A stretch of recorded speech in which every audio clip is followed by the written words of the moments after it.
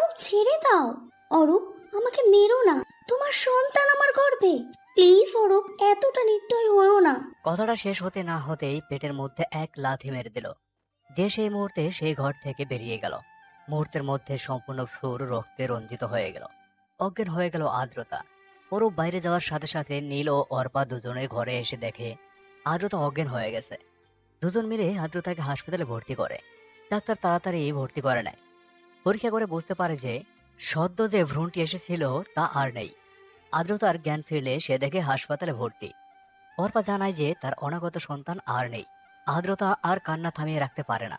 এটা তার মারের চোটে নয়, এই প্রথম মা হওয়ার অনুভূতি হারানোর কান্না। আদ্রতা মনে মনে ভাবছে যে অনেক হয়েছে, আর না। এবার ওকে ছেড়ে দেওয়ার সময় এসে গেছে। আর কত থাকবো মানুষের বোঝা হয়ে? না আছে রূপ, না আছে পাপার টাকা। বাবা মা ভাইরা তো পরের ঘাড়ে গুছিয়ে দিয়ে বেঁচে গেছেন, তাদের উপর আর বোঝা হতে যাব না। অরূপ হয়তো বেশি দিন আমাকে আর সহ্য করতে হবে না তোমায়, তবুও ভালোবাসি তোমায়। কেমন করে পারলে আমাকে একবারও না দেখতে আসতে? অরূপ, তোমাকে এমন লাগছে কেন? অরূপের পিএ প্লাস প্রেমিকা। আজ আর্দ্রতাকে খুব মেরেছি, এত অত্যাচার নির্যাতন করছি, তবুও ছেড়ে যাচ্ছে না। আবার আজ বলে কিনা আমার সন্তানের মা হতে যাচ্ছে, তাই পেটে একটা লাথি দিয়েছি, রক্তে ফ্লোর ভিজে যাচ্ছিল। আমি তোমার সঙ্গ নেওয়ার জন্য আমার চাহিদা মেটাতে এসেছি। বলে হিয়ার সাথে বিছানায় গেল। আদ্রতা যখন হাসপাতালে ভর্তি, অরূপ তখন তার পিয়ের ভিতরে মনের চাহিদা মেটাচ্ছে। অতীত। আদ্রতা হারিয়ে গেল তার অতীতে। কলেজ থেকে সবেমাত্র বাড়ি ফিরল আদ্রতা। এসেই জানতে পারলো আজ তার বিয়ে। আদ্রতার বাবা মা, দুই ভাই, দুই ভাবি আর ছোট দুইটা বোন সহ একটা পরিবার। আদ্রতার ছোট বোন দুইটা খুব সুন্দর, কিন্তু ও খুব সুন্দর না, কালো। তাই মা বাবা বিয়ে দিয়ে পার করার চিন্তায় ব্যাকুল। তাই হঠাৎ করে বিয়ে ঠিক করেছে বড়লোকের এক ছেলের সাথে। বড়লোকের ঘর থেকে এসেছে, তাই বাকি দেখার প্রয়োজন পড়েনি, পার করে দিলেই হলো। আদ্রতা সেদিন তার বাবা মাকেই বলেছিল যে কোনোদিন আর আদ্রতাকে দেখতে পারবে না। কোনোদিন যায়নি ওই বাড়িতে। বিয়ে হয়ে চলে আসলো। অরূপ সোজা বলে দিল এমন একটা মেয়েকে তার বাড়ির কাজের মেয়ে করেও রাখবে না। আজও তার অনাদরে দিন কাটছিল। প্রতিদিন চট থাপ্পড় খেতেই থাকে, মার খায়, তবুও তো অনাদরে অবহেলায় পড়েছিল। কিন্তু সেই দিন বার থেকে ড্রিঙ্কস করে আসে অরূপ, আর প্রথমবারের মতো মিলন ঘটে তাদের। সকালবেলা ঘুম থেকে উঠে অরূপ বেদম মারধর করে আদ্রতাকে। সেদিন আদ্রতা কিছু বলে না। এভাবেই দিন চলে। আর কাল রাতে আদ্রতা জানতে পারে যে সে মা হতে চলেছে। সকালবেলা অরূপকে বলল, আর তারপর থেকে তো মার শুরু করলো। অতীত শেষ। অরূপ নিজের দায় সারতে হাসপাতালে আদ্রতাকে দেখতে আসলো। আদ্রতা শুধু বলল, আপনি আমার সাথে কথা বলবেন না, কারণ আপনি আমার সন্তানের খুনি। আর বেশি দিন আমাকে সহ্য করতে হবে না, ডিভোর্স পেয়ে যাবেন। ধন্যবাদ আপনাকে যে আমার পড়াশুনো বন্ধ করেননি, কিন্তু চিন্তা করবেন না, দাবি করব না। অরূপের এই কথাটা গায়ে লাগলো। অরূপ কিছু না বলে চলে গেল। বাইরে বসে ভাবছে। সত্যি কি আমি খুনি? তাহলে সেই ছবিগুলো, সেইগুলো কি ছিল? আমার চোখের দেখা কি ভুল ছিল, না আমি ভাবতে পারছি না আর? এসব আমি ভাবছি। আমি তো হিয়াকে ভালোবাসি, ওকে বিয়ে করব। তবু ওখানে আদ্রতার বলা কথাগুলো বাজছে। আপনি চলে যান। আমি আপনার সাথে কথা বলবো না, আপনি আমার অনাগত সন্তানের খুনি। আমি কেন ভাবছি এসব? এ তো ভালো মেয়ে না, আমি এসব আর ভাববো না। আদ্রতা অর্পাকে বলল, অর্পা, আমি একটা কথা বলি তোমায়। বলো ভাবি, কি বলবে? আমার অনুমতি লাগবে না, বলো। উকিল চাচাকে ফোন করে আসতে বলো একটু, আমি তার সাথে কথা বলতে চাই। আচ্ছা ঠিক আছে ভাবি, আমি এক্ষুনি ফোন করছি। অর্পা, তোমার ভাইকে ভিতরে আসতে বলো, কথা বলবো। আর বাড়িতে গিয়ে আমার ঘরে একটা নীল রঙের ব্যাগ আছে, তা নিয়ে আসো। ভাইয়া তোকে ভাবি ভিতরে ডাকছে। বলে অর্পা বাড়ির দিকে রওনা হলো। অরূপ বলল, যাচ্ছি। বলে ভেতরে গেল। আর আদ্রতা বলে রাখলো, ও মিস্টার অরূপ, আপনাকে একটা কথা বলার জন্য ডাকলাম। আপনি হিয়াকে একটু আসতে বলবেন? আমি কথা বলবো, ওকে ডাকুন। কি বলছো? তোমার মতো একটা মেয়ের কথা আর ওকে ডাকবো? আরে ডাকুন, আপনার ভালোর জন্যই ডাকতে বলছি। আর আপনি গিয়ে নিয়ে আসুন। অরূপ কিছু না বলে চলে গেল। আর বাইরে বসে ভাবছে। হঠাৎ হিয়াকে কেন আসতে বলছে? এই মেয়ের মাথায় কি চলছে কে জানে। উকিল চাচা আসুন, আপনাকে দুটো কাজ করতে হবে। আমি কিন্তু আপনাকে আগেই বলেছি। মা, এমন কেন চাচ্ছ মা? পাগলও তো নিজের ভালো বোঝে মা। না চাচা, তা হয় না। আমি আর যেমনই হই না কেন, এইটা আমাকে করতেই হবে। আয়েশদার কাছে তা শুনেছি, তারপর আর কিছু ভাবতে পারছি না। তবুও মা আরেকবার। চাচা, আপনি কিন্তু জানেন আদ্রতা যা বলে তাই করে। আমি কাগজগুলো সব এনেছি, নাও তুমি সিগনেচার করে দাও। আচ্ছা দিন, আমি করে দিচ্ছি। আমি কেন যাব বলো অরূপ? আমি তো কিছুই বুঝতে পারছি না। আমি তো কিছু বুঝতে পারছি না কি চলছে ওর মাথায়। তাও গিয়ে শুনে দেখি। অরূপ বলল। আচ্ছা চলো। অর্পা, এনেছো? বলেই দেখলো ব্যাগে সবকিছু ঠিক আছে কিনা। দেখলো সব ঠিক আছে। অর্পা, এনাও চাবি। এটা বাবা মা ফিরলে দিও তাদের, আর যেন আমাকে ক্ষমা করে দেয় এটা বলে দিও। ভাবি, এটা কি ঠিক হবে? তুমি ভেবে দেখো আরেকবার। এর মাঝেই হিয়া অরূপ ভিতরে প্রবেশ করে। আদ্রতা বলে উঠল। স্বাগতম হিয়া। হিয়া মনে মনে ভাবছে। এর মনে কি চলছে? উকিল চাচা বলল। অরূপ বাবা, এখানে একটা সাইন দাও। অরূপ কাগজ দেখে অবাক হয় যে ডিভোর্স পেপার, আর তাই সে বলে। এটা কি হচ্ছে? আগে সুস্থ হও। মিস্টার অরূপ, আপনাকে আর চোখের সামনে দেখতে পারবো না। আপনাকে দেখলে আমার অনাগত সন্তানের কথা মনে হবে। আপনি খুনি, আপনি একজন খুনি, আমার অনাগত সন্তানের খুনি। অরূপ আর কিছু না বলে কাঁপা কাঁপা হাতে সাইন করে দেয়। এবার হিয়াকে উদ্দেশ্য করে বলে। হিয়া, আর যাই করো না কেন, হাঁচলে বেঁধে রেখে দিও। উকিল আরেকটা কাগজে সাইন নেয় অরূপ ও হিয়ার, আর তাদের বিয়ে হয়ে যায়। সাক্ষী হিসেবে সাক্ষ্য দেয় আদ্রতা ও উকিল নিজেই। স্বাগতম অরূপ ও হিয়া, আপনাদের নতুন দম্পতি জীবনে। আর অরূপ, আপনাকে আর কোনো কালীকে সকাল সন্ধ্যা দেখতে হবে না, আর না সহ্য করতে হবে। ভালো থাকবেন। আর এখন তাড়াতাড়ি বের হন অরূপ সাহেব। হিয়া বাইরে এসে ভাবে। আদ্রতা কেন বারবার আঁচলে বেঁধে রাখার কথা বললো? আমি তো কিছুই বুঝতে পারছি না। আর এদিকে অরূপ ভাবছে। আদ্রতা এত সহজে সব সম্পত্তি ফিরিয়ে দেবে ভাবতে পারিনি। ডিভোর্স তো 3 মাস আগে হয়ে গেছিল, আজ সব সম্পত্তি লিখে দিল। এই হিয়া শোনো, আদ্রতা এত সহজে সব মেনে নেবে আমি কল্পনাও করিনি। এভাবে যে হাসপাতালে বিয়ে দেবে আমি এটাও ভাবতে পারছি না। জানো অরূপ, মাঝে মাঝে মনে হয় আয়াজ মনে হয় মিথ্যে বলছে। আর যাই হোক, আদ্রতা খারাপ মেয়ে না। আমাদের ভেবে কাজ নেই, চল বাড়ি যেতে হবে। ভাবি, এইটা তুমি ঠিক করলে না। অর্পা, বোন আমার, যে আমার নয় তাকে বেঁধে রাখবো কেমন করে? হয়তো বিধাতার ইচ্ছে এটাই ছিল। তার উপর বাবা মা ছিল না, তুমি হুট করে এমন সিদ্ধান্ত নেবে। কোথাও যাবে তুমি এখন? আয়াজদা আসতেছে, আসুক আগে। বাবা মাকে এই চিঠিটা দিয়ে দিও, তবেই হবে। আর আয়াসদার সাথে আমার মুখোমুখি হতে হবে। যাও তুমি, তোমার তো সমস্যা। আর নীলকে কখনো কষ্ট দিও না। তোমাকে ছেড়ে যাওয়ার ইচ্ছে হচ্ছে না। অরূপ, তুমিও একদিন বুঝতে পারবে প্রকৃতি সব ফেরত দেয়। আমি না হয় এই কালো রূপ নিয়েই থাকি। ভালোবাসায় যে এত কষ্ট থাকে তা জানতাম না। যার প্রিয় বেদনা সব পুড়িয়ে করে দেয় নিঃস্ব, এই প্রকৃতিকে আজ আমার দুঃখে ব্যথিত না হলে কেমন গুমট ভাব করে এসেছে এই বসুন্ধরা। আজ পৃথিবীতে আমি সম্পূর্ণ একা। আমার সংসার আজ স্বচ্ছ কাঁচের টুকরো হয়ে ভেঙে গেল ঝরঝর করে। আমি তো সব ছেড়ে দিয়েই দিতে চেয়েছিলাম, তবে কেন এমন হলো? কেন হারালাম অনাগত সন্তানকে, যে আমার বেঁচে থাকার শক্তি হতো, আমার অনুপ্রেরণায় অংশ হতো? কেন রে বাবু, তুই আমাকে ছেড়ে চলে গেলি? মা যেমন কষ্ট সহ্য করেছিল, তুইও একটুখানি করতিস, থেকে যেতে পারলি না? কিছুক্ষণ পর ডাক্তার এসে আদ্রতাকে দেখে যায় আর বলে 2-1 দিনের মধ্যে যেতে পারবে। সন্ধ্যাবেলায় আওয়াজ আসে আর আদ্রতাকে জিজ্ঞেস করে। কেমন আছিস আদ্রতা? আদ্রতা উত্তর দিল। আয়েস তো আমার উপর প্রতিশোধ নিয়েই নিল। এসব কি বলছিস আদ্রতা? আহ, আমি কিসের প্রতিশোধ নেব? জানো আয়েস্তা, মানুষের কাছে আমাকে খারাপ বানিয়ে দিলে। অরূপকে যে ছবিগুলো তুমি দেখিয়েছো তা তো ছিল তোমার বানানো। তুমি তো ফটোগ্রাফার। মিথ্যা বলছি কি আমি? না, তুই যেহেতু সব জেনে গেছিস তাহলে সব শুনতই। তোর জন্য আমার মা এই পৃথিবীতে নেই। আমি তোকে খুব ভালোবাসতাম, সেজন্য তোর ভাইকে বলেছিলাম বিয়ের কথা। জানো তো আয়াস্তা, যাকে ভালোবাসা যায় তাকে অপমান করা যায় না।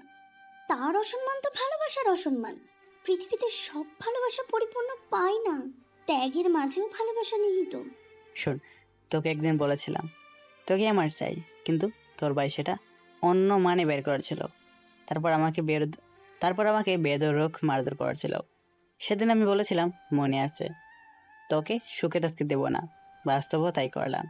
হাসির কথা বললে, কালো বর্ণের মানুষের আবার সুখ? সৃষ্টিতে যাদের সুখ নেই তার সুখ তুমি কিভাবে কেড়ে নেবে? তুমি কি জানো তোমার জন্য আমি প্রতিদিন কত মাস সহ্য করেছি? কিন্তু তোমার জন্য আফসোস, শেষ পর্যন্ত আমার অনাগত সন্তানকে বাঁচতে দিলে না। অরূপ যেমন প্রত্যক্ষভাবে খুনি, তুমিও কিন্তু পরোক্ষভাবে খুনি। পৈশাচিক আনন্দ পাচ্ছ? খুব খুশি তো? আমি কাঁদছি না, আমি তো আমার আল্লাহকে বিচার দিচ্ছি। সেই প্রকৃতি মহাশক্তি মহান আল্লাহ তাআলা তোমাদের থেকে প্রতিশোধ নেবে। তুই যদি রাজি থাকিস তবে তোকে আমি বিয়ে করব। আবারও হাসির কথা বললে? আমি মরে যাব সেটাও শিওর, তবু তোমাদের মতন অমানুষকে বিয়ে? তুমি একটা খুনি। আমি খুনি নই। আমি চাই তুই শুধু আমার সন্তানের মা হবি, অন্য কারো না।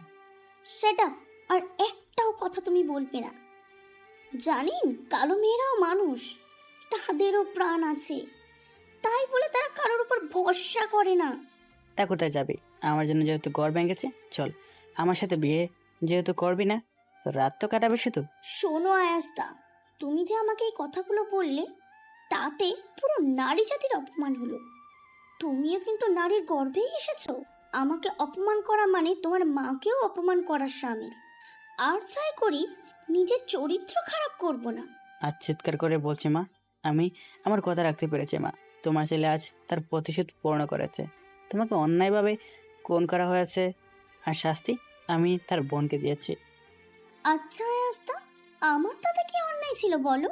আমি আজ প্রথম শুনলাম এই কথা।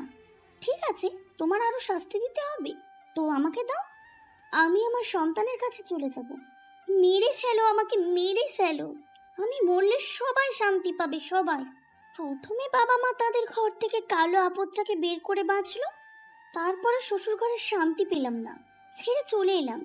তারপর তোমার যদি শাস্তি দেওয়ার থাকে তুমি দিতে পারো। ঠিক আছে, আমি চলে যাব অনেক দূরে, যেখানে কেউ খুঁজে পাবে না আমাকে, কেউ না। যাও তুমি এখন এখান থেকে। আমি কিন্তু সেটা চাই না, তোকে ভালোবাসি আমি, তোর ক্ষতি করতে চাইনি, শুধু মাকে দেওয়া শেষ কথা রাখতে। উফ, আয়াস্তা, যাও এখন। আমার ভাই শুধু খুনি না, অরূপ ও তুমি সবাই খুনি।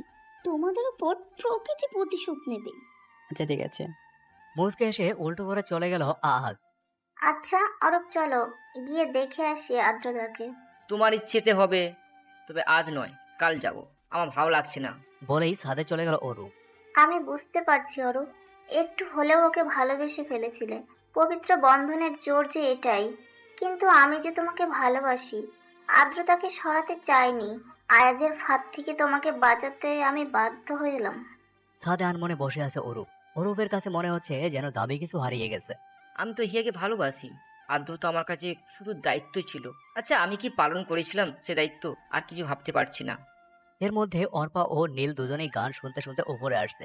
অরূপ সেই গান শুনে আরো গভীরে ডুব দেয়। সব কিছুরই শুরু আছে, শেষ হয়ে যায়, আগুন এসে ঝরে পড়ে, সেও ফিরে চায়, দুঃখের শেষে সুখ এসে দুয়ারে দাঁড়ায়, সব কিছুরই শুরু আছে, শেষ হয়ে যায়, শ্রাবণ এসে ঝরে পড়ে, সেও ফিরে চায়, সব কিছুরই শুরু আছে, শেষ হয়ে যায়, শ্রাবণ এসে ঝরে পড়ে, সেও ফিরে চায়, দুঃখের শেষে সুখ এসে নোয়ারে দাঁড়ায়। ওরও ভেবে পায় না কেন এমন হলো। হাসপাতালে বেডে শুয়ে ভাবছে আদ্রতা। এখানে থাকা যাবে না আর, কারণ যে কোনো সময় আমার ক্ষতি হবে। আমি আর কাউকে আমার জন্য বিপদে ফেলতে চাই না। নিজের ব্যাগ নিয়ে বেরিয়ে পড়লাম অজানা উদ্দেশ্যে। রাতের বেলায় রাস্তায় নেমে আসলাম। এবার কোথায় যাব জানি না, তবে গন্তব্য অজানাই হোক। আজ পৃথিবীটাকে কাঁচের সংসার মনে হচ্ছে। আজ বড্ড বেশি মনে পড়ছে সেই গানগুলো, যার জন্য ঘর বানাইলাম সে রইল না ঘরে, এই ঘর উড়াইয়া নিল কাল বৈশাখের ঝড়ে, প্রাণটা ছটপট করে বুকে হাহাকার, আমার ভালোবাসার ময়না পাখি এখন জানি কার। হেঁটে চলেছি অজান্য গন্তব্যে, অদৃষ্টে কি রয়েছে তা জানি না, তবু নিজের শহরে ছেড়ে পাড়ি দিচ্ছি অজানা কোথাও। আচ্ছা, আল্লাহ পাক তো সবাইকে সৃষ্টি করেছেন, তাহলে এত ভেদাভেদ কেন? হয়তো তার এটাই ইচ্ছে। উফ, মাথা এত ঘুরছে কেন আল্লাহ। সকালবেলা অরূপ ও হিয়া দুজনে হাসপাতালে গিয়ে দেখে যে আদ্রতা নেই। অরূপের ভয়ে তো সবাই তটস্থ, কেউ কোনো কথা বলছে না। পিছন থেকে আওয়াজ আসে, আপনাদের তো শান্তিতে থাকার কথা, ওকে খুঁজবেন না। একজন নার্স যে কিনা অরূপ, হিয়া, আজ ও আদ্রতার কথোপকথন শুনেছিল। হিয়া বলে উঠল, অরূপ, ওকে খুঁজে বের করতে হবে। এর মধ্যে আওয়াজ এসে চিৎকার করতে থাকে, আর আদ্রতা কোথায় তা জানতে চায়। শেষে হাসপাতালের মালিক এসে সব পরিষ্কার করে দেয় আদ্রতার যাওয়ার ঘটনাটা। আদ্রতার জ্ঞান আসলে সে শুধু জিজ্ঞেস করে, আমার বাবুটা কোথায়? বাবু বাবু বাবু বলতেই সে চিৎকার করে কেঁদে ওঠে। পাশের ঘর থেকে একটা ছোট ছেলে এসে বলে, মা, কান্না করছো কেন? আমি তো এভাবে কান্না করছিলাম, আমাকে ছেড়ে আর যাবে না, বলো মা। আদ্রতা কিছু বলছে না, চুপ করে আছে আর ভাবছে কোথায় এখন সে, কিভাবে এখানে আসলো। ঠিক সেই সময় একজন বৃদ্ধা ভিতরে এসে বলল, মা, এত রাতে একা কেন ঘুরছিলে? যদি বিপদ হতো? আপনি কি মা? আর এই বাচ্চাটা আমাকে কেন মা বলছে? আমি তো কিছুই বুঝতে পারছি না। তুমি এখন বিশ্রাম করো, পরে বলবো। ডাক্তার তোমাকে বিশ্রাম নিতে বলেছে। আর অদ্র, মা অসুস্থ, পরে কথা বলবে। চল দাদু ভাই। উনি চলে গেলেন আবার। অতীত, আমার অতীত ভুলেই যেতে হবে। তবু কষ্টগুলো, মাঝে মাঝে এক সমুদ্র কষ্ট আসে। কষ্ট পাওয়ার স্মৃতিগুলো চোখে ভাসে, বিষাক্ত ছবল মারে মনের ক্যানভাসে। তবুও মানুষ কষ্টকে কেন ভালোবাসে? অচেনা পৃথিবীর নির্মম বাস্তবতা এসে তীব্র খরতাপের সূর্যস্নানের বেলা শেষে ভালো মন্দের ছন্দের আবেগ মিশে সরল মনটি ঠকেছে মানুষকে ভালোবেসে। পৃথিবীটা সুন্দর, সুন্দর তার আকাশ, মানুষগুলো জটিল, সরলতার নেই প্রকাশ, মিথ্যের আভিজাত্য বিন্দু থেকে বিকাশ।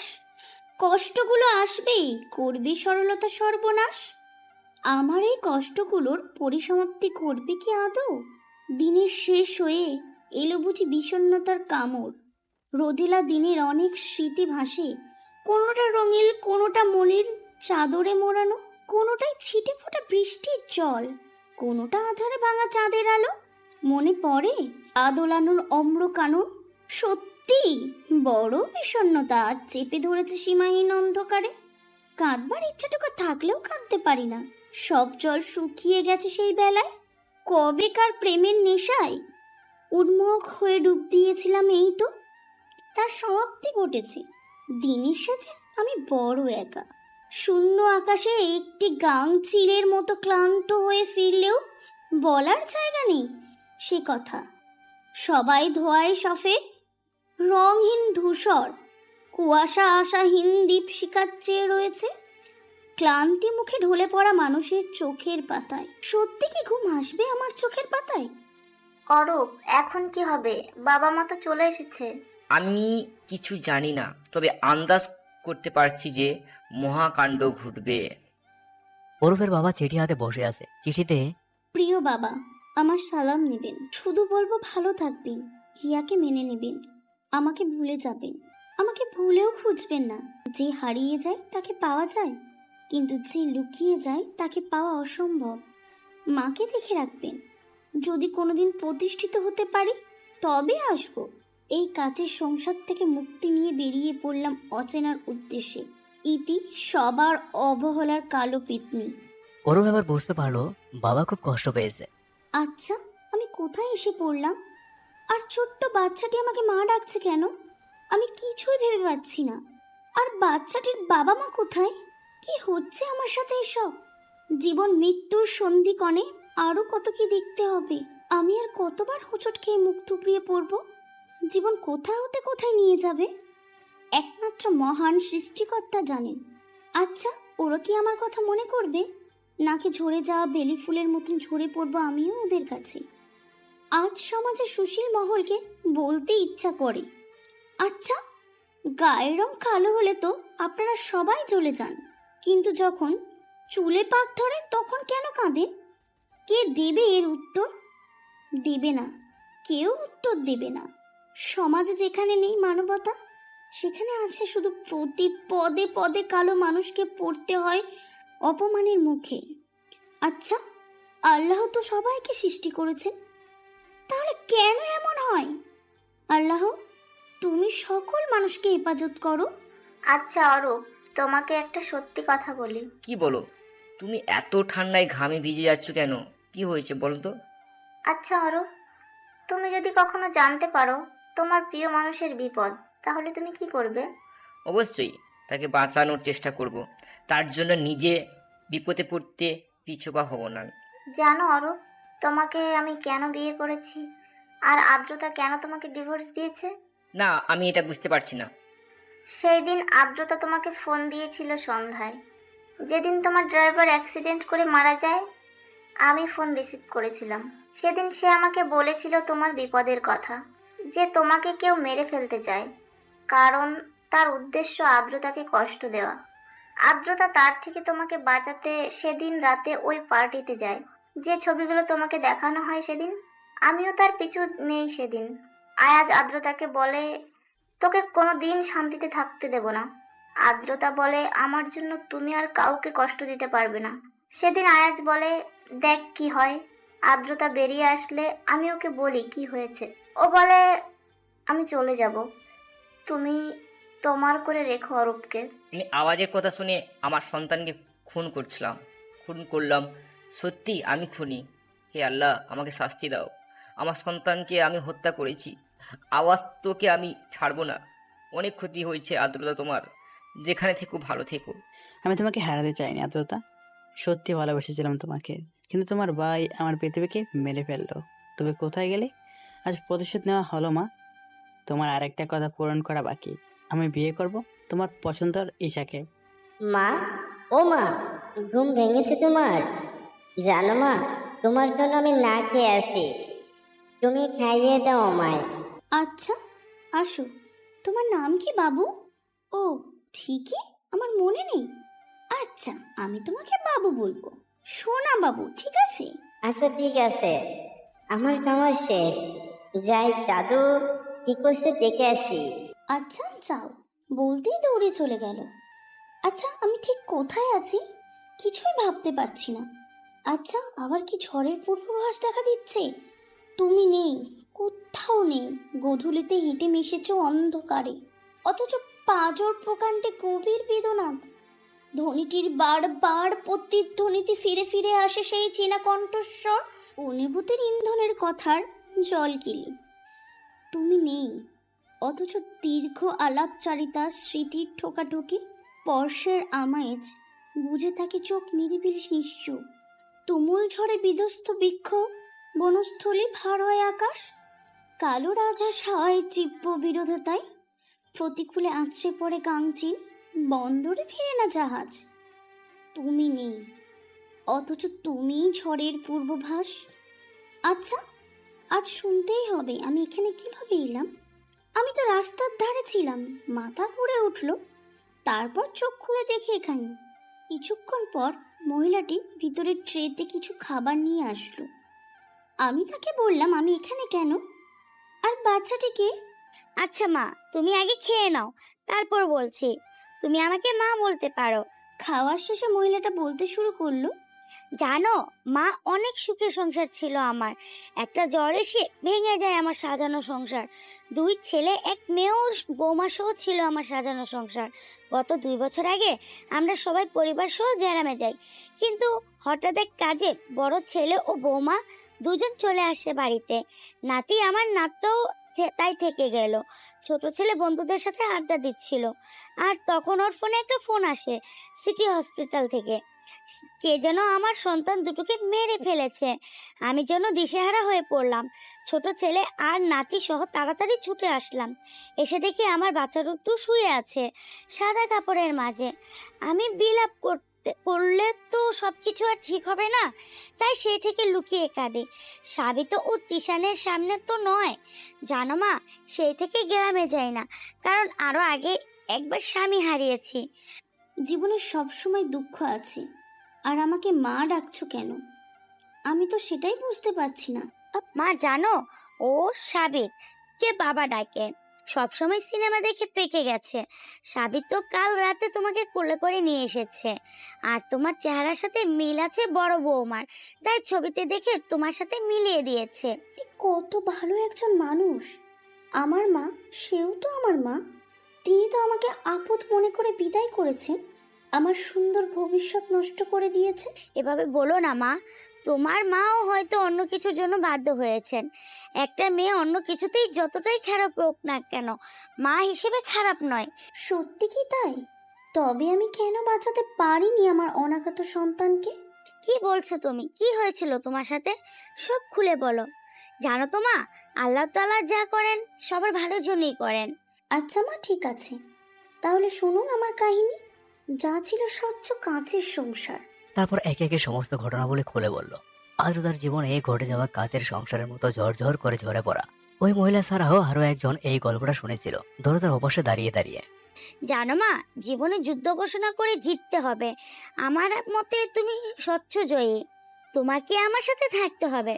আমার একটা চাকরির দরকার। বেঁচে থাকার জন্য আমার সব থেকে বড় লড়াই একটা। আমি দেখিয়ে দেব কালো মেয়েরাও মানুষ। কালো মানুষ সমাজের হেলার জন্য নয়। আমি হতে চাই বেগম রোকেয়ার আদর্শ অনুসারী, হতে চাই কাজী নজরুল ইসলামের সেই দীপ্তময়ী, আমি হতে চাই নবীনদের সহযাত্রী। শোনো মেয়ে, আমার অফিসে তোমার চাকরি হবে, কিন্তু তোমাকে পরীক্ষা দিয়ে চাকরি অর্জন করে নিতে হবে। আমার ছেলেটা কিন্তু খুব কড়া ধাঁচের। ঠিক আছে মা, আমি আমার যোগ্যতা দিয়ে কাজ করতে চাই। এখন থেকে নিজের পৃথিবীটা নিজেরই আল্লাহর ইচ্ছে গড়তে চাই। আচ্ছা ঠিক আছে মা, অনেক গল্প করা হলো। তুমি যে অসুস্থ, সুস্থ হও, তারপর সব হবে। আগে বিশ্রাম নাও। আচ্ছা মা, তিশানকে একটু পাঠিয়ে দিন। মা চলে গেল, আমি আবারও গভীর ভাবনায় পড়ে গেলাম। আমার জীবনে এত জটিলতা ভরা কেন? কে দেবে এই উত্তর? আল্লাহ হয়তো অদৃষ্টে ভালো কিছু রেখেছে। কিছুক্ষণ পর তিশান বাবু মা বলে জড়িয়ে ধরলো। আচ্ছা, বাবু সোনা কি এখন গল্প শুনবে? না মা, বাবু সোনা এখন মাকে জড়িয়ে ঘুমিয়ে পড়বে। তিশানের ঘুম পাচ্ছে। আচ্ছা তিশান সোনা, তাহলে আমার সাথে ঘুমাবে? তিশান আমাকে জড়িয়ে ধরে ঘুমিয়ে পড়ল। এক ঘুমে সন্ধ্যা হয়ে গেছে, আমিও ঘুমিয়েছি, কেউ ডাকেনি। রাতে খাবার খেয়ে আমি শুধু বিছানায় এসেছি। একটা ছবি দেয়ালে দেখে কেমন যেন চেনা চেনা লাগছে। এই ছবিটা আদনানের মতো লাগছে। কি হচ্ছে আমার সাথে? কেন হচ্ছে? উত্তর দিবে কে? আদনান আসবে কেন? মা তো তার ছেলের নাম বলল সাবিত।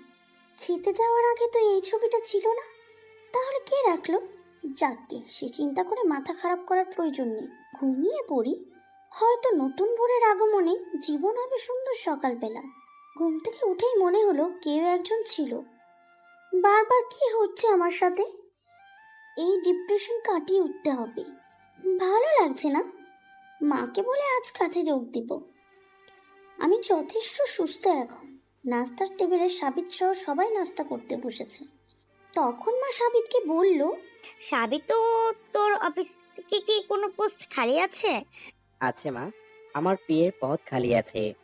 আগের বিয়ে হওয়ার পর থেকে পদ শূন্য ঘোষণা আছে। কেন মা, তুমি তো অফিসের কাজে রিটায়ার করার পর থেকে কথা বলো না। আদ্রতা মার চাকরিটার জন্য। মা, হুট করে কি কাউকে চাকরি দেওয়া যায়? যত প্রতিভাই থাকুক না কেন। আমি কি একবারও বলেছি সেটা? ও ওর যোগ্যতা দিয়ে কাজ করবে। তাহলে ওকে পাঠিয়ে দিবে। অফিসে আজ পরীক্ষা নেওয়া হবে। আর যার রূপ তা দেখে তো কাউকে ভোলাতে পারবে না। আদ্রতা আর চুপ থাকতে পারলো না, তাই বলেই ফেললো। আচ্ছা, এর আগের বিয়ে কি রূপ দিয়ে চাকরি পেয়েছিল? আর তার রূপ দিয়ে কি আপনার মন ভুলিয়েছিল? তা কেন হবে? আর অন্যা আপু হয় আমার। তোমাকে তো দেখে আমার কেমন লাগছে। আরে মিস্টার, যেদিন আপনার চুলে পাক ধরবে সেদিন এই কালো চুলের জন্য কান্নাকাটি করবেন আপনি। উফ, তোরা কথা বলা বন্ধ কর। আমিও আজ ইন্টারভিউতে থাকবো। যা সাবিত, আমি আদ্রতা ও দাদু ভাইয়ের সাথে আসছি। গাড়ি যেন তুমি ড্রাইভ না করো, ড্রাইভার নিয়ে যাবে। বুঝতে পেরেছো? ঠিক আছে যাও, আমি ড্রাইভার নিয়ে যাব। আমি উপরে গেলাম চেঞ্জ করতে, আর ভাবতে লাগলাম যে কালো বর্ণের মানুষের আবার অপমান বোধ। হ্যাঁ, যাকে আমার মেরুদণ্ড বাঁকালে চলবে না, আমার লক্ষ্য প্রস্তুত হতে হবে সমগ্র কালো বর্ণের মানুষের হয়ে। আদ্রতা ইন্টারভিউ রুমের বাইরে বসে আছে, তাকে নিয়ে সবাই বিরূপ মন্তব্য করছে। তাদের কথা গায়ে মাখছে না আদ্রতা। ঠিক এমন সময় আদ্রতা জান্নাত আলো নামে কল করে। আদ্রতা উঠে দাঁড়িয়ে যায়। একজন বলে ফেললো, দেখতে ঠিক একেবারে আলোর মতো। বলেই সবাই হাসিতে ফেটে পড়লো। আদ্রতা কিছু না বলেই ভেতরে যাচ্ছে। আসতে পারি স্যার? Yes come. এখানে বাংলা চলবে না, ইংরেজি ভাষার সাথে অ্যাক্টিভ হতে হবে। আমি দুঃখিত স্যার, আমি অপ্রয়োজনে ইংরেজি বলি না। তা বললে তো হবে না, এখানে ইংরেজিতে আমার সাথে কথা বলতে হবে। স্যার, আপনি কি বাংলায় মূর্খ? আপনি ইতিহাস জানেন না? ইতিহাসের সোনালী অধ্যায় খুললেই দেখতে পাই, মাগো ওরা আমার মুখের ভাষা কায়রা নিতে চায়। এই স্লোগান দিয়ে বাংলার দামাল ছেলেরা সেদিন রক্ত দিয়ে আল্লাহর রহমতে অর্জিত করেছে আমার মায়ের ভাষা, যা আজ আন্তর্জাতিকভাবে মায়ের ভাষায় স্বীকৃত। তো মিস আদ্রতা, এখানে আপনি কি পরীক্ষা দিতে এসেছেন? জি ম্যাম, অবশ্যই পরীক্ষা দিতে এসেছি। যাও তো এখান থেকে এক গ্লাস পানি নিয়ে আসো। বেয়ারা, বেয়ারা, ম্যামের জন্য এক গ্লাস পানি নিয়ে আসো।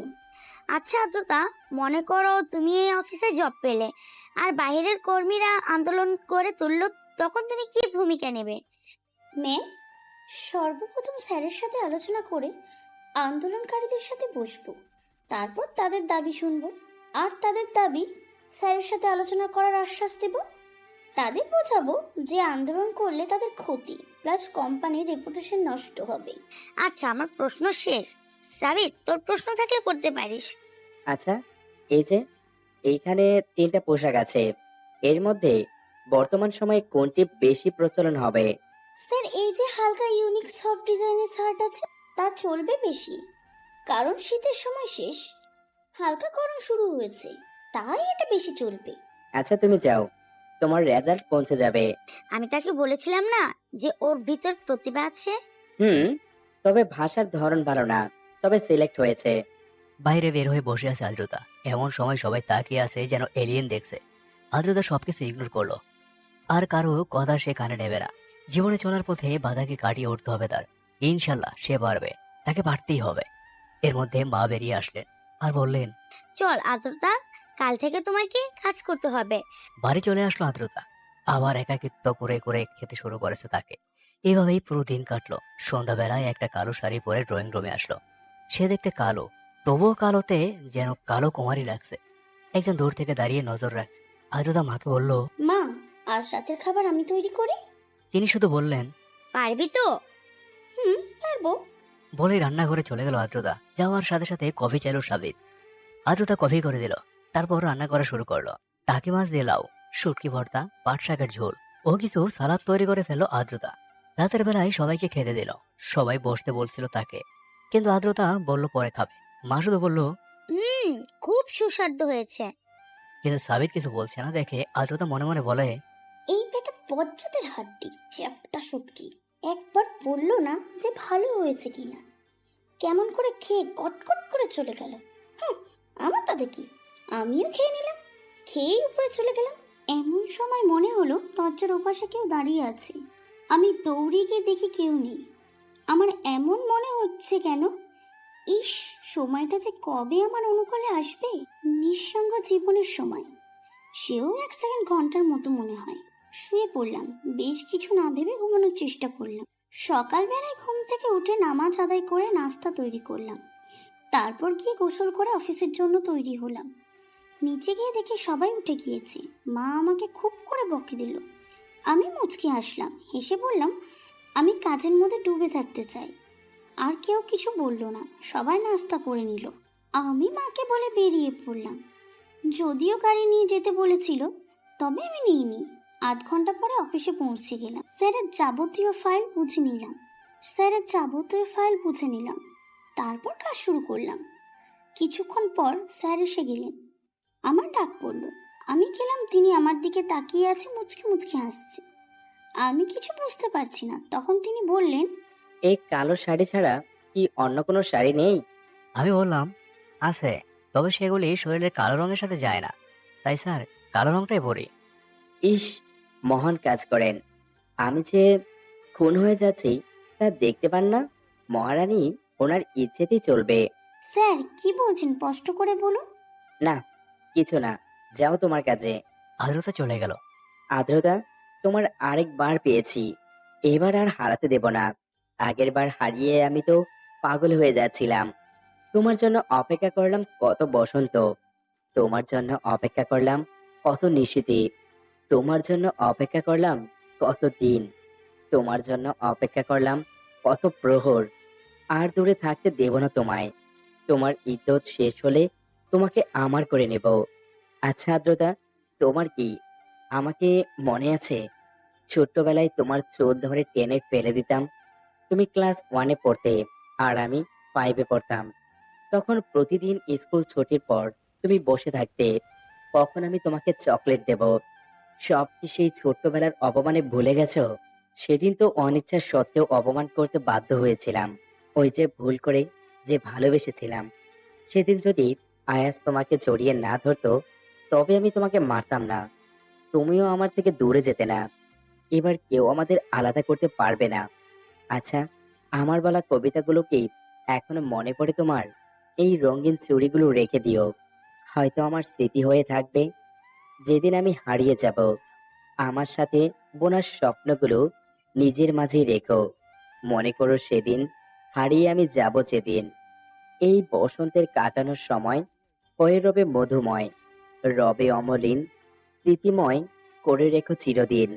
হয়তো তোমার বন্ধু হয়ে নয়, পূরক হয়ে রব পাশে সব সময়। এই কবিতাটা কি মনে পড়ে তোমার?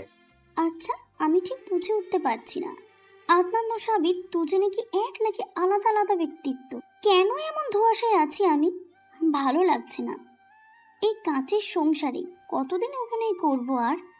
জীবনের প্রথম ঝড় থেমে গেল, তারপর অনেক ঝড় উঠেছে, ঢেউ উঠেছে, ভাঙচুর হয়েছে, তবুও দাঁড়িয়ে আছি। আর ভেঙে পড়া যাবে না। এবার সমস্ত সমস্যার মুখোমুখি হতে হবে। অফিস থেকে ফিরে সবার জন্য রান্না করলাম, আমি খেয়ে মাকে বলে রুমে চলে আসলাম। হয়তো আজ ঘুম আসবে না, হয়তো স্মৃতি বিচারিত আরেকটি নির্ঘুম রাত কাটবে। পরের দিন সকালে অফিসে এসে একজনের কথা শুনে দাঁড়িয়ে গেলাম। আচ্ছা সাহেব, ঠিক আছে। ওভার থেকে কি বলছে তা কিছুই শোনেনি আদ্রতা। আগে না হয় অন্যা সব তথ্যই তো, কিন্তু এখন নতুন একজন এসেছে, খুব কাজের মনে হয়। সরি স্যার, ওনাকে কেনা যাবে না। মানে? অন্যা আপুকে তাড়াহুড়া করে বিয়ে না করলেই তো হতো। কি? আচ্ছা, আমি যতটা জানতে পারি জানাবো, কারণ আমিও চাই এই কোম্পানির রেপুটেশন নষ্ট হোক। কি? তো ওই কথাই রইল।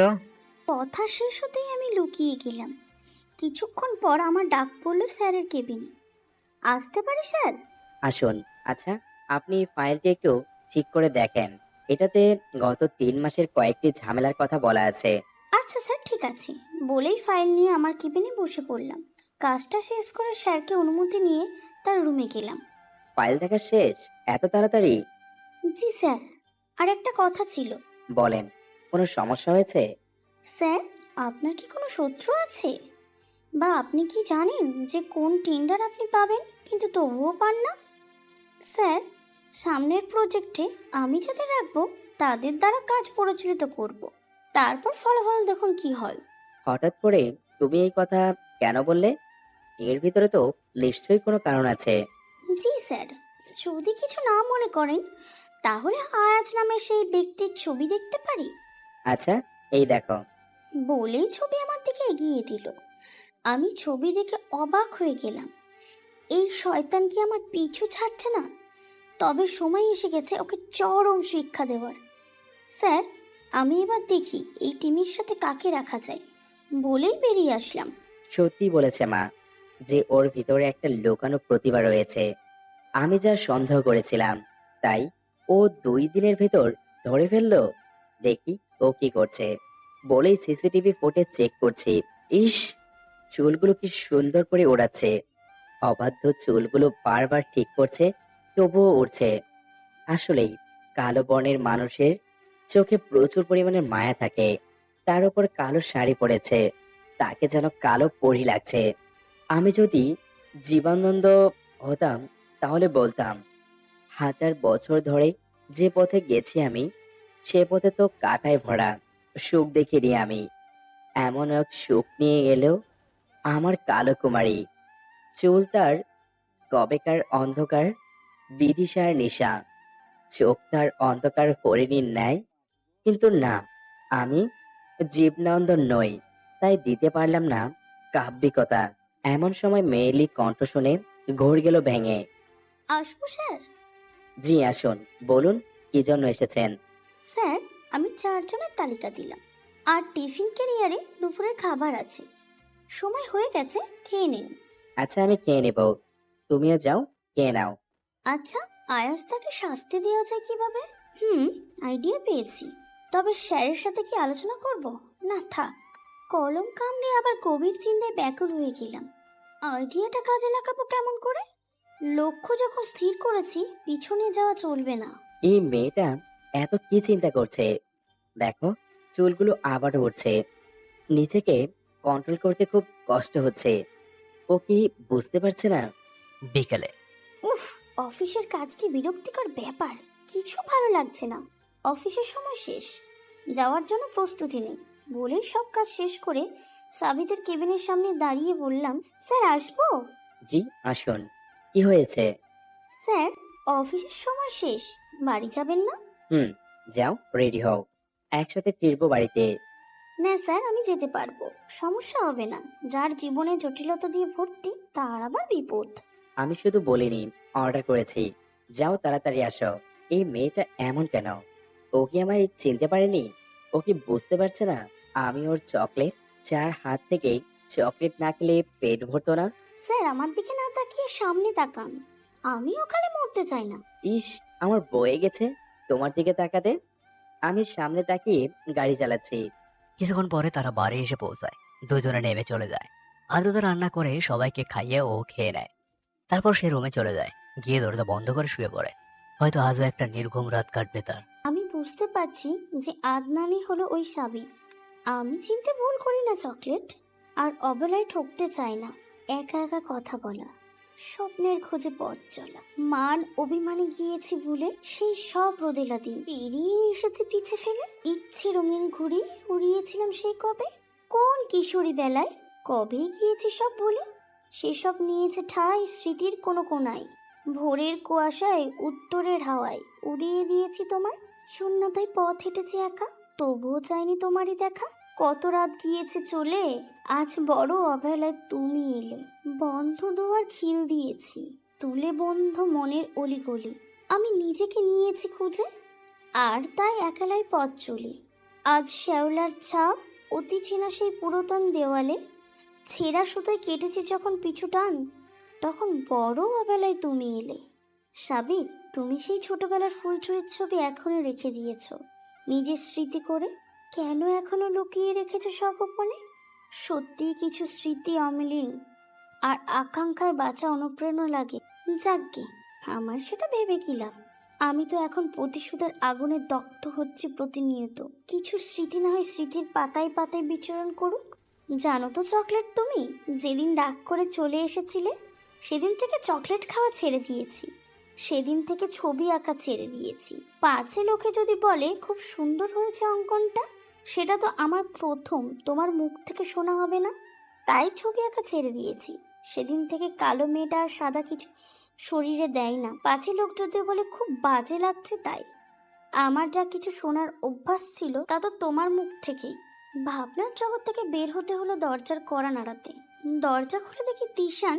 ও আমাকে মামা বলে জড়িয়ে ধরলো। সাবিতকে বলল, যাও পাপা, আমি মায়ের কোলে ঘুমাবো। মা, আজ আমাকে কবিতা বলবে, তাই না মা? হ্যাঁ আমার তিশান বাবু সোনা, আজ আমরা কবিতা কবিতা খেলবো বলেই দরজা বন্ধ করে দিলাম। আচ্ছা, এই মেয়েটা এমন কেন? একটুখানি কথা বলে কি হয়?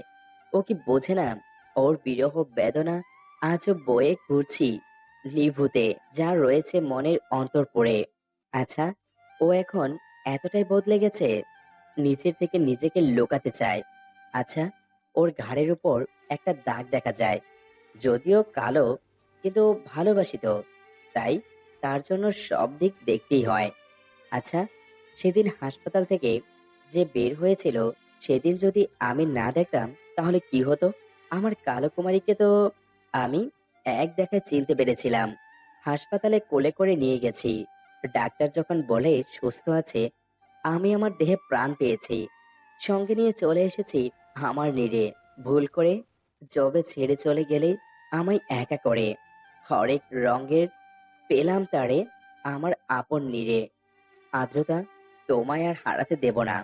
তোমাকে পেতে মরতে হয়েছে আমার বাবাকে। শুধু আয়াজ নয়, শাস্তি পেতে হবে তোমার ভাই আহানকেও। তুমি সেই প্রতিশোধ। আর মাত্র কয়েকটা দিন পর তুমি হবে আমার হৃদয়ের রাজ্যের রানী। পরের দিন অফিসে যেন তাণ্ডব চলছে। আদ্রতা চালাচ্ছে সেই তাণ্ডব। ম্যানেজার জানতে চাচ্ছে পরের প্রজেক্ট সম্পর্কে। যে পণ্যের মূল্য 500 টাকায় বিক্রি, সেটা আদ্রতা 300 টাকায় শোনায়। কারণ এই টাকায় বিক্রি করলে আজের লস হবে। এটা দিয়ে না হয় শুরু হোক। একটু পর আদ্রতার ডাক পড়ে সাবিতের ক্যাবিনে। সাবিত বাইরে সব কথা শুনে নিয়েছে। আদ্রতা আসার পর সাবিত বলল, তুমিও যাচ্ছ, তবে ছদ্মবেশে। আদ্রতা সাবিতের পাশে দাঁড়িয়ে আছে, চুলগুলো এলোমেলো করে দিয়ে, মুখে মাস্ক পরে আছে, যেন আজ চিনতেই না পারে।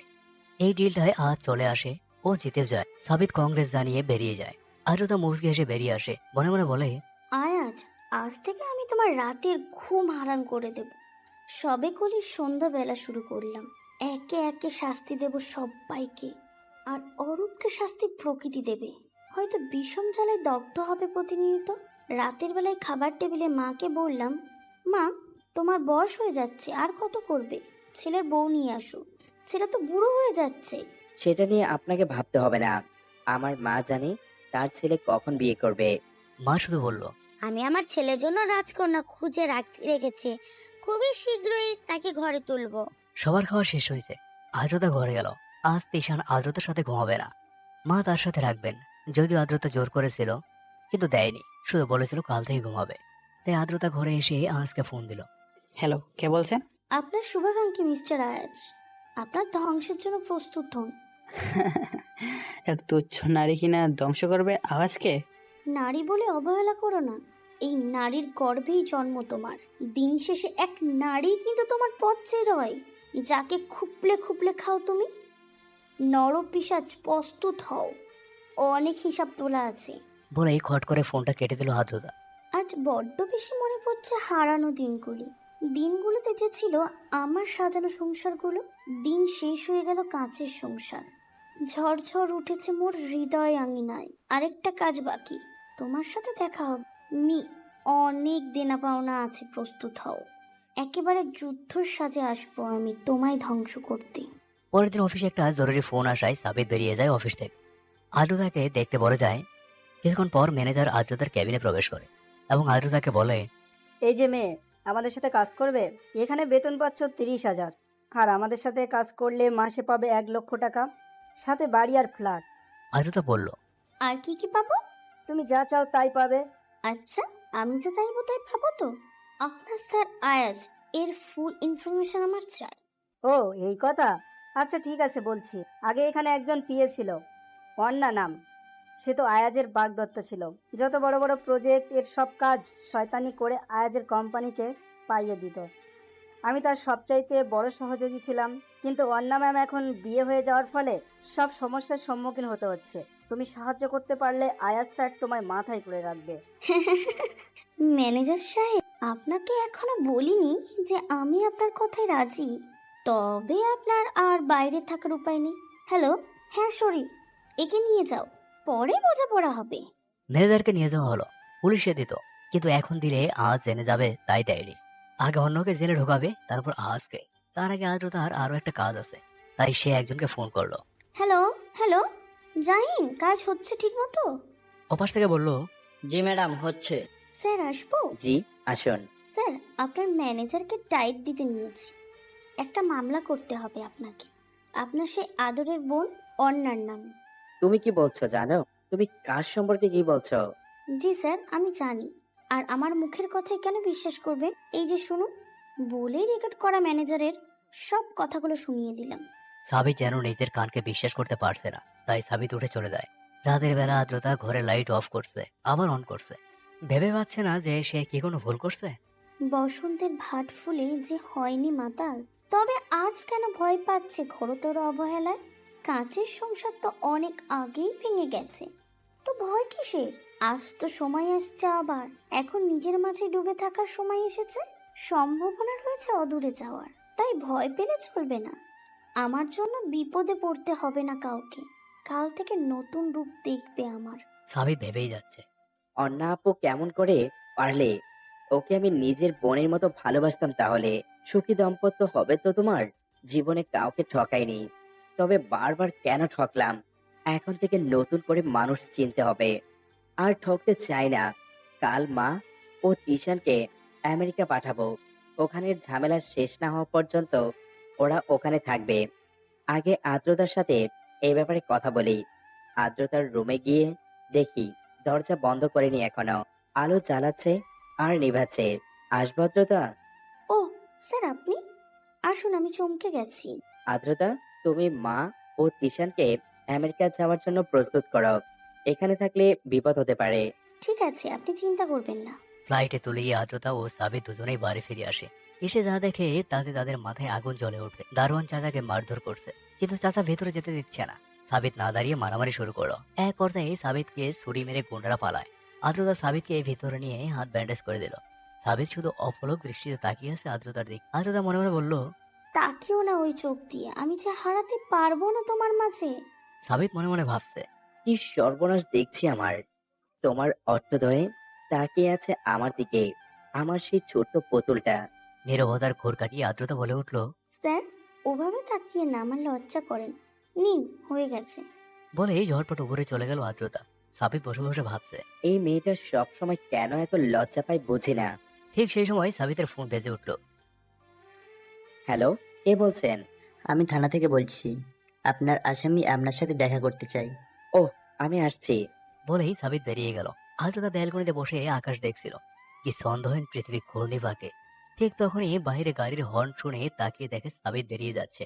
আদ্রতা ভাবলো, যাকগে, তবে এই শরীর নিয়ে গেল কেন? কিসের জন্য গেল আর কোথায় বা গেল? ইস, আমি এত ভাবছি কেন? কি দরকার আমার? আমার মন এত উতলা হচ্ছে কেন? ওই আকাশের সাদা মেঘের ভেলা তুই কি জানিস? আমি কি তবে প্রেমে পড়েছি? দেখ, পাগলামি লাগছে।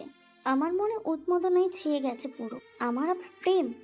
হায়, যদি কেউ শোনে বলবে তবে রূপ নেই, ফের প্রেম। কালো কালো করিস না লো ও গোয়ালের ঝি, বিধাতা করেছে কালো, আমি করব কি? আজ যে কি হয়েছে আদ্রতার, সে গুনগুন করে গান গাইছে। সাবিত যার পিছনে দাঁড়িয়ে আছে আদ্রতা তা জানেই না। এই ময়নার মা, ওই পাশে মাছগুলো রাখা আছে, একটু এগিয়ে দে তো। সাবিত এগিয়ে গেল। আদ্রতা গুনগুন করে গান গাইতে আছে। এবার নতুন গান ধরেছে আদ্রতা।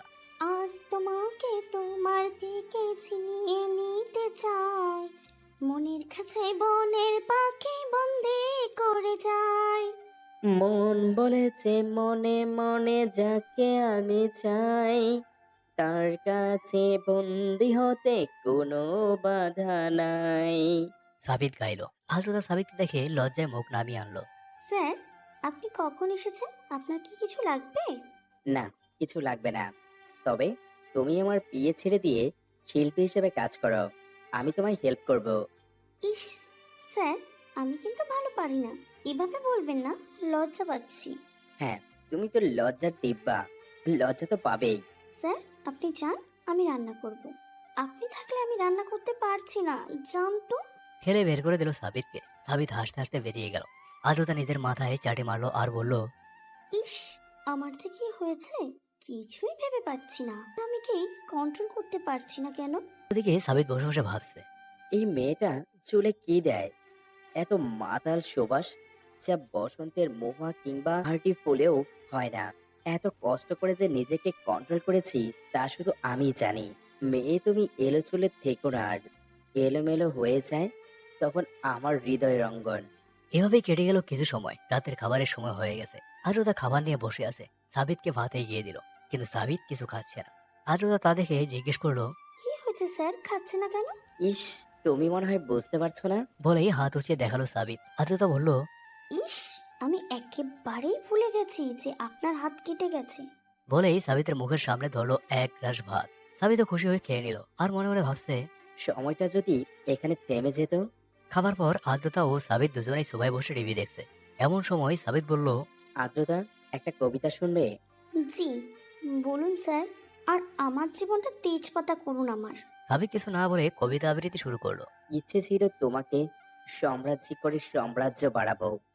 ইচ্ছে ছিল তোমাকে সুখের পতাকা করে শান্তির কপোত পরে হৃদয়ে উড়াবো।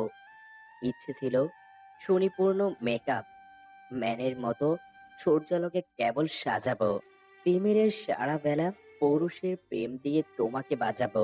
আহা, তুমুল বাজাবো। ইচ্ছে ছিল নদীর বক্ষ থেকে জলে জলে শব্দ তুলে রাখবো। তোমার লাজুক চক্ষুতে জন্মাবধি আমার শীতল চোখ, তাপ নেবে তোমার দু চোখ। ইচ্ছে ছিল রাজা হব, তোমাকে সাম্রাজ্য করে সাম্রাজ্য বাড়াবো। আজ দেখি রাজ্য আছে, রাজা আছে, ইচ্ছে হচ্ছে শুধু তুমি অন্য ঘরে ছিলে। এখন কি হবে তুমি রাজার রানী? ইস, হেলাল হাফিজের কবিতা এটি। আমার খুব প্রিয় এটা। স্যার আমার না ঘুম আসছে না। বলেই উপরে উঠে গেল আদ্রতা। আর সাবিত ভাবছে, এই মেয়ে, তোমার কাছে কি আমি একটা ফেলনা? যাও, তোমার সাথে কথা বলবো না। আমি তোমার ডাকে সাড়া দিতে পারবো না। সাবিত তুমি কেন বোঝো না? আমার দ্বারা এই কাজের সংসারের জীবন যুদ্ধে ঘোষণা করতে ইচ্ছা করছে না। ঠিক তখনই আদ্রতার ফোন বেজে উঠল। হ্যালো। হ্যালো আপা, আপনার কথা মতো কাজ হয়ে গেছে। ঠিক আছে, তুমি ওকে সুন্দরভাবে রাখবে, ওর যেন কোনো ক্ষতি না হয়। ঠিক আছে আপা, তবে আপনার কথা বলাই শান্ত হয়ে আছে। ঠিক আছে, তবে সেই কথাই থাক বলে ফোন কেটে দিলাম। তোমার সাথে বোঝাপড়া করার সময় এসে গেছে, প্রস্তুত হও। দরজায় কড়া নাড়ানাড়িতে সবে আসা ঘুম ভেঙে গেল আদ্রতার। দরজা খুলে দেখলো সাবিত দাঁড়িয়ে আছে। আদ্রতা বলল, স্যার এত রাতে এখানে কি হয়েছে? আদ্রতা, জরুরি কথার জন্য ডেকেছি।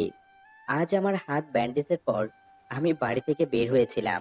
জি স্যার, আমি দেখছি, কিন্তু কোথায় গিয়েছিলেন সেটা তো জানি না। আপনি বললেন?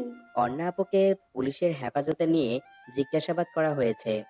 তিনি সব স্বীকার করেছে এবং নিজের শাস্তি দাবি করেছেন। তিনি আয়াজের সংসারে ফেরত যেতে চান না।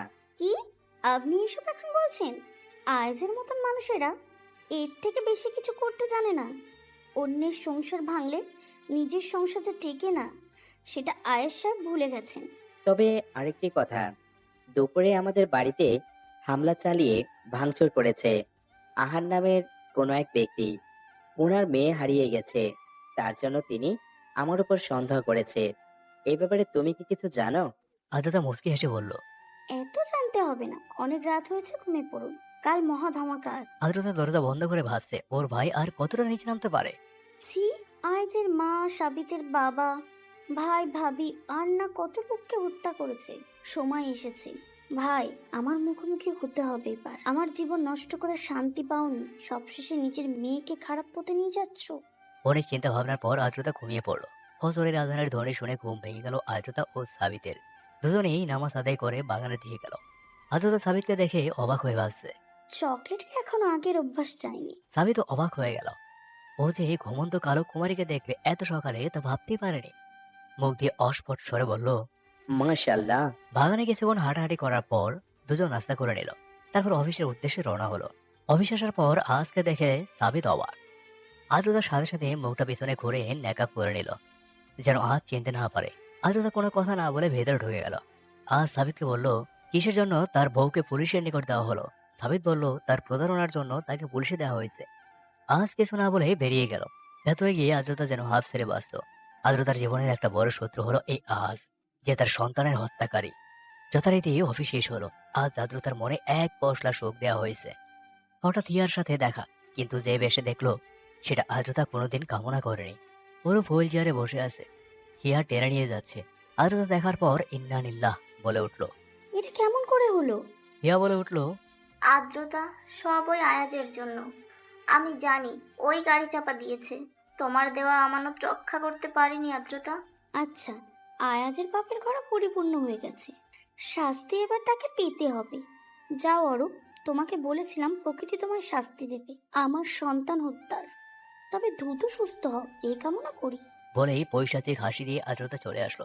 বাড়িতে ঢুকেই আদ্রতা উপরে চলে গেল, ফ্রেশ হয়ে এসে নাস্তা করলো। সাবিত লক্ষ্য করছে অন্য দিনের তুলনায় বেশি স্বাচ্ছন্দ্যময়ী লাগছে। নিজের মাঝে কৌতূহল না চেপে বলেই ফেললো, আদ্রতা, আজ বেশ খুশি খুশি লাগছে। কি হয়েছে যে এত সুন্দরভাবে খুশি ফুটেছে এই মুখটায়? আদ্রতা আবার পৈশাচিক হাসি দিল, তারপর বলল, আমার সন্তানের এক হত্যাকারী শাস্তি পেয়েছে, তার শাস্তি পেয়েছে, তবে এখন সুস্থ হয়ে উঠুক এই কামনা করি। সাবিত অবাক হয়ে বলল, কেমন করে হয়েছে? আয়াজ গাড়ি চাপা দিয়েছে, হয়তো কোনো কিছু নিয়ে লেগেছিল। তবে এবার আয়াজের শাস্তি হবে, যা আমি দেব। ওর হাতে ভিক্ষার ঝুলি দিব। বলেই রান্নাঘরে ঢুকে গেল আদ্রতা। সাবিত যেন কালো কুমারীর নতুন রূপ দেখলো। এই যে বিধ্বস্ত, বিধ্বংসী, এই যে এক অগ্নি। সাবিত পিছু পিছু গেল। ময়নার মা তো অবাক হয়ে ছেলেটাকে রান্নাঘরে কোনোদিন দেখেনি সে রান্নাঘরে। সাবিত দূর থেকে ইশারা দিয়ে কথা বলতে বারণ করলো। ময়নার মা তার ঘরে চলে গেল। সাবিত আদ্রতার পিছনে দাঁড়িয়ে আছে। আদ্রতা তা আগেই বুঝতে পেরেছে, হয়তো আদ্রতার মনের কোণেও রং লেগেছে। আদ্রতা শুধু বলল, স্যার, আমার অস্বস্তি হচ্ছে, একটু দূরে দাঁড়ান। সাবিত ঘরে দাঁড়িয়ে গেল আর বলল, আমার রাজ্যের রানী, তুমি কিন্তু বলেছিলে শেষ পর্যন্ত ফিরবি আমার নিরে। আর এদিকে আদ্রতা মনে মনে ভাবছে, ছোটবেলায় রাগ করলে যে এই কথাটা বলতাম, চকলেট তুমি এটা নিয়ে আছো এখনো? আদ্রতা, এই আদ্রতা, উফ, কোথায় হারিয়ে গেল এই মেয়েটা? আদ্রতা, আদ্রতা। এবার ঝাঁকিয়ে বলল, উফ স্যার, কি হয়েছে? এত জোরে ধাক্কা দিলেন কেন? অল্পের জন্য বেঁচে গেল হাতটা আমার। দেখতে পাননি যে কড়াইয়ে তেল আছে? এতক্ষণ ধরে যে ডাকছি, কোনো ভাবনায় ছিলে? মনটা কি আমাকে পড়ে থাকে? স্যার, 2 দিন ধরে দেখছি কেমন করে কথা বলছেন। প্রেমে পড়লে আমাকে বলবেন, আমি মাকে বলে দেব। আচ্ছা আদ্রতা, ধরে নাও তোমায় ভালোবাসি, তখন তুমি মায়ের সামনে কেমন করে উপস্থাপন করবে? আদ্রতা চমকে বলল, স্যার, এমন কথা বলবেন না, আমি তাহলে এখান থেকে চলে যেতে বাধ্য হব। চুপ, একটাও কথা বলবি না। অনেক কষ্ট সহ্য করেছি, এবার আমার থেকে পালাতে চাইলে পা দুটো ভেঙে ঘরে বসিয়ে দেব। শুনুন স্যার, আমি আর আগের মতো নেই। আপনাকে দেওয়ার মতো আমার কাছে কিচ্ছু নেই। আমি যে বৈধভাবে ধর্ষিতা, যার কাছে ভোগের বস্তু ছিলাম। শব্দে প্রকম্পিত হলো সাবিতদের বাড়ি। ময়নার মা উপর থেকে দৌড়ে এসে দেখলো আদ্রতা গালে হাত দিয়ে চোখের জল ফেলছে। সাবিত অগ্নিচক্ষু হয়ে তাকিয়ে আছে আদ্রতার দিকে। আদ্রতা তাকিয়ে দেখলো সাবিতের হাত থেকে রক্ত পড়ছে। আদ্রতা নিজের শাড়ির আঁচল ছিঁড়ে সাবিতের হাত বেঁধে দিতে দিতে বলল, যত রাগ সব আমার উপরে দেখাবে সবসময়। দাঁড়াও আদ্রতা, আজ আমার সব কথা শুনতে হবে তোমাকে। নিজের অতীত কোন দিন আমার সামনে আনবে না। সেই ছোট্টবেলায় তোমায় আমি যতটা ভালোবেসেছি, এখনো ঠিক ততটাই ভালোবাসি। আমি তোমার দেহকে নয়, তোমার মনটাকে ভালোবাসি। জানো, যেদিন তোমাকে ছেড়ে এসেছিলাম ফুপি বাড়ি থেকে, সেদিন একবার তোমাকে দেখার জন্য চটপট করেছিলাম। তোমাকে একটিবার দেখার জন্য, শুধু একবার। আমি শুধু চেয়েছিলাম তুমি আমাকে চকলেট বলে একবার জড়িয়ে ধরবে। সেদিন খুব অভিমান হয়েছিল, তাই তো অভিমান করে যাইনি। কিন্তু যেদিন গেলাম, সেদিন তুমি অন্য কারো হয়ে গেছো। খুব কষ্ট পেয়েছিলাম সেদিন। বাড়িতে এসে মাকে জড়িয়ে খুব কেঁদেছিলাম। মা শুধু বলেছিল, তোর ভাগ্যে সে থাকলে অবশ্যই সে তোর হবে। যেদিন তোমায় রাস্তায় পেয়েছিলাম, সেদিন যেন আকাশের চাঁদ হাতে পেয়েছি এমন মনে হয়েছিল।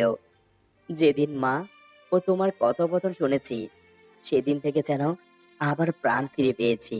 এখন তুমি যদি আবার আমাকে ছেড়ে যাওয়ার চিন্তা করো, তাহলে আমাকে মেরে তারপর যাবে। চকলেট, এসব কথা বলো না, আমার সময় লাগবে। আমার কিছু কাজ যে বাকি রয়ে গেছে। শাস্তি দেব তাদের, শাস্তি দেব। কাউকে ছাড় দিব না। আমার প্রতি করা অন্যায়ের শাস্তি দেব সবাইকে। অরূপ, তাকে আল্লাহ শাস্তি দিয়েছে। এখন আমার ভাই আহান, তারপর আয়াজ। কাউকে ছাড়বো না। বলেই সাবিতকে জড়িয়ে কেঁদে দিল। সাবিত আস্তে আস্তে জড়িয়ে ধরলো নিজের বাহুডোরে। আজ যে বহু প্রতীক্ষিত অপেক্ষার প্রহর ভেঙে গেল। আজ যে সাবিত তার প্রেমময়ী কারক কুমারীকে নিজের করে পেল। এত সময় পর ময়নার মা কথা বলল, এই দেখো, তরকারি তো পুরোপুরি ছাই হয়ে গেছে। ইস, এগুলো কেমনে খাবো? সাবিত বাজান, ওমা তুমি যাও বাহিরে, আমি রান্না শেষ করছি। ওরা যাওয়ার পর ময়নার মা বলছে, আল্লাহ, সাবিত বাবার খুশিটা কেড়ে নেবেন না। আহান তার চেলাদের সব থেকে সরিয়ে দিয়েছে। তার যে মেয়েকে চাই। এটা যে তার সোনা টিম্পার হাঁস, ওকে যে পেতেই হবে, না হলে যে সবকিছু শেষ হয়ে যাবে।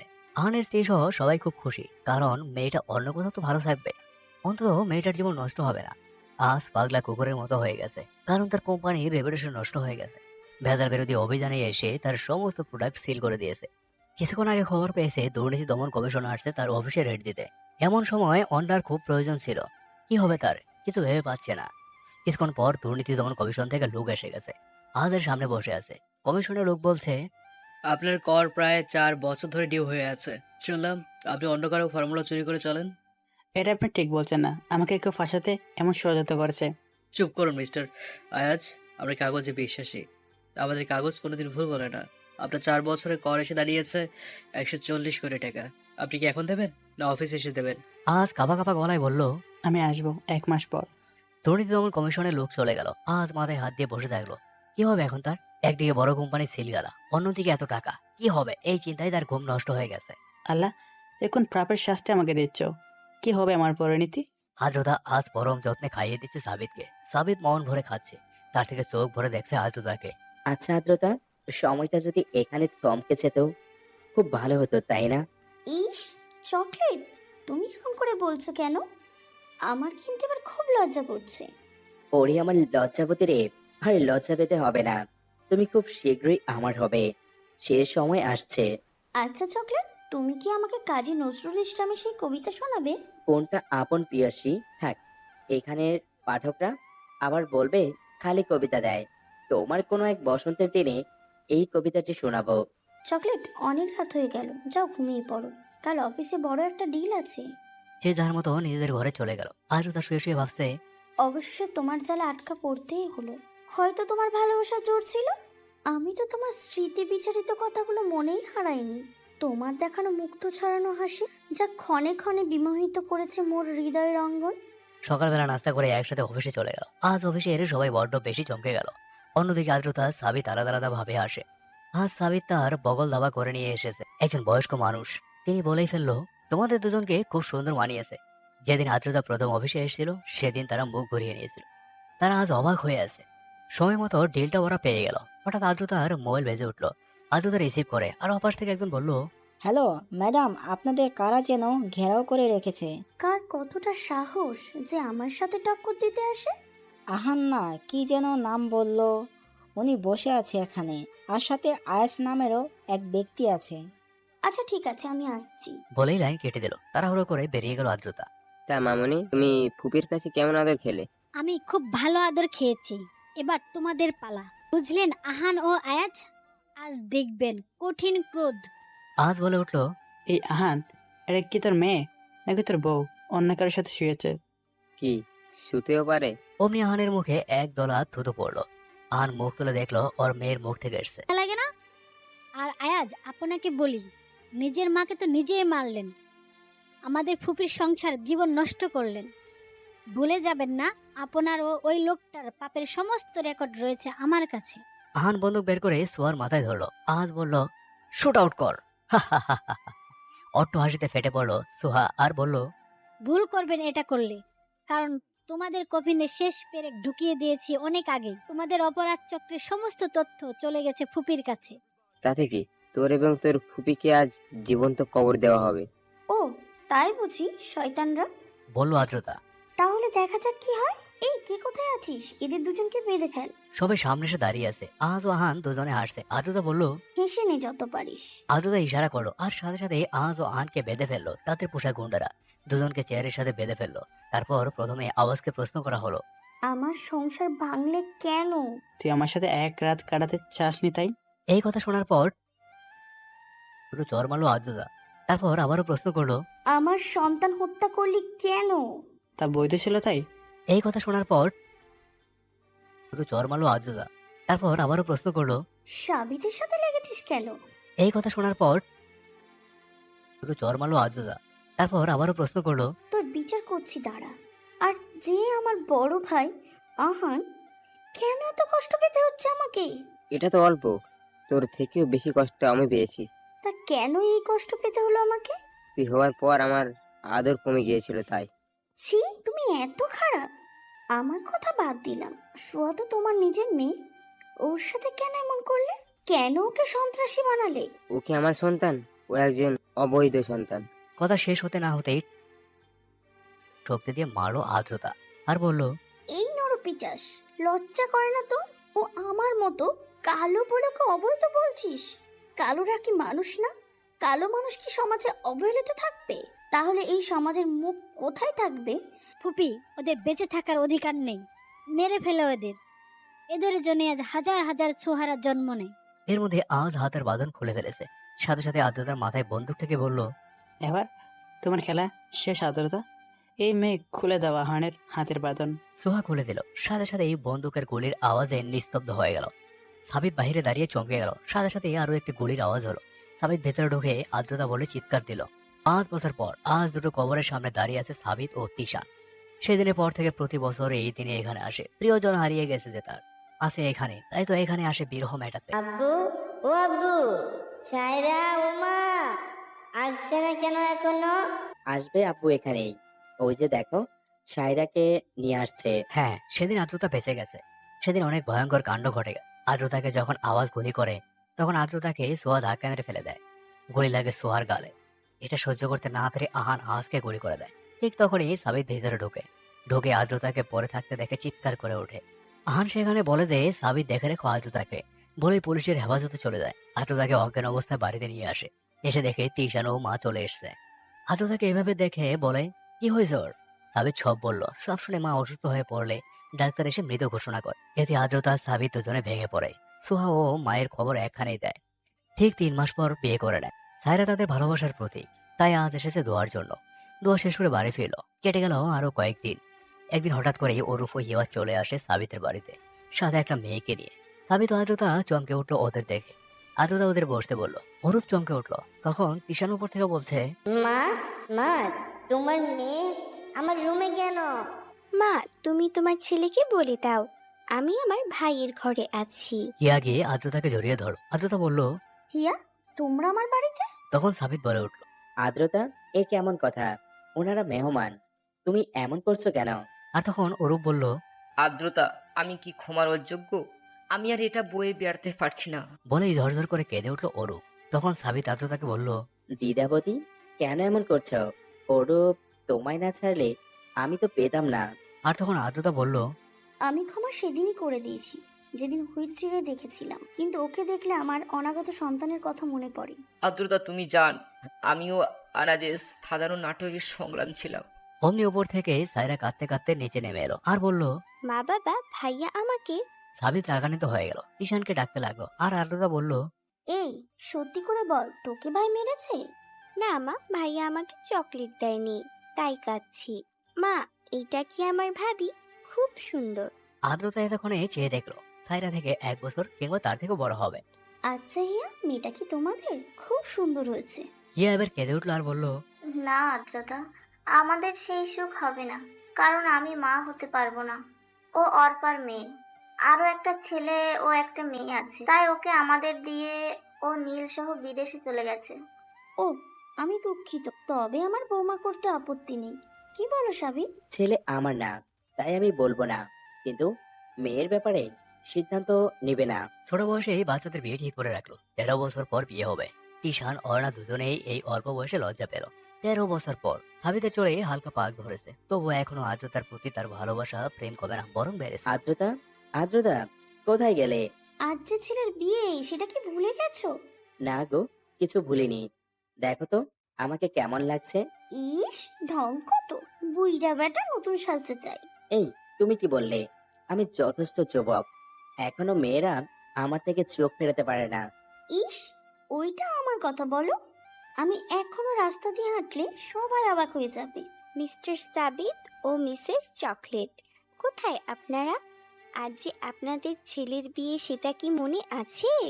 আদ্রতা ও সাবিত দুজনে একসাথে নিচে নেমে আসলো। ওদের দুজনকে এক রঙের পোশাকে দারুণ মানি। দুজনেই বরাবর সাদা রঙের পোশাক পরেছে। আদ্রতা সাদা শাড়ি, পাটটা সোনালি, সাবিত সাদা পাঞ্জাবি। সায়রা বলেই ফেললো যে, বিয়ে তো আমার ভাইয়ের। তোমরা যেভাবে সেজেছো, তাতে এই বিয়ের নেম লাইট তো তোমাদের লাগছে। আচ্ছা আদ্রতা, মেয়ে বলছে কি? আমরা তো হানিমুনে যাচ্ছি কালকে। কি বলছো বাবা? তাহলে তো তোমাদের বাটি চালান দিয়েও খুঁজে পাওয়া যাবে না। যথারীতি বিয়ে সম্পন্ন করা হলো। এবার বিদায় হয়ে গেল। রাতের বেলা সাবিত আদ্রতাকে বলছে, আমি নাকি মোটেও রোমান্টিক নই। আচ্ছা, রোমান্টিক হওয়ার উপায় কি? কবি সাহিত্যিকটা কি রোমান্টিক ছিলেন? কবিতা সে তো আমিও লিখতে পারি। আমি তোমায়, তুমি আমার, দুজন দুজনার। রোমান্টিক কবিতা হলো কি? কিংবা একটা মচমচে রোমিও জুলিয়েট টাইপের গল্প লিখে দিতে পারি। কিন্তু রোমান্টিক কবিতা, গল্প লিখলেই তো রোমান্টিক হওয়া যায় না। তাহলে উপায় কি? তোমার প্রতি আমার যে আবেগ, সেগুলো মন থেকে প্রকাশ করলেই কি আমি রোমান্টিক সেটা প্রমাণিত হবে? যদি তা হয় তো শোনো, শোনো আমার প্রিয়া। সূর্যোদয়ে প্রকৃতি যেমন হেসে ওঠে, বিকেলের সূর্য যেমন সমুদ্র সংগ্রামে ব্যস্ত হয়ে ওঠে, আকাশের বুকে লাল রং এঁকে দেয় সিঁদুরের মতো, তুমি তেমনি আমার হেসে ওঠা প্রকৃতি। বিকেলের সূর্য, আকাশের লাল রং, তুমি আমার কলসের ভেতর চিনে বাদাম, যেটাতে শক্ত কলস ভাঙবার কষ্টটা অনুভূত হয় না। তুমি আমার অনেক কষ্টে ওজন করা দুধের স্বর দিয়ে তৈরি সাদা ধবধবে সন্দেশ, আর আমি তোমার সমুদ্র তীরের বালুকণা, ক্ষণিক পর পর এসে ভিজিয়ে দিয়ে যাও প্রকৃতি পরশে। আমি তোমার প্রেমের পাহাড়, মেঘ হয়ে এসে রিমঝিমিয়ে পড়ো আমার রঙে, ছন্দে আনন্দে। সাবিত আদ্রতাকে তার বুকে জড়িয়ে ধরে ঘুমিয়ে পড়ল। এখন নতুন ভোরের অপেক্ষায়। সবশেষে ভিডিওটি যদি আপনাদের এতটুকু ভালো লেগে থাকে, তাহলে ভিডিওতে একটি লাইক দিয়ে আপনার বন্ধুদের সাথে শেয়ার করুন।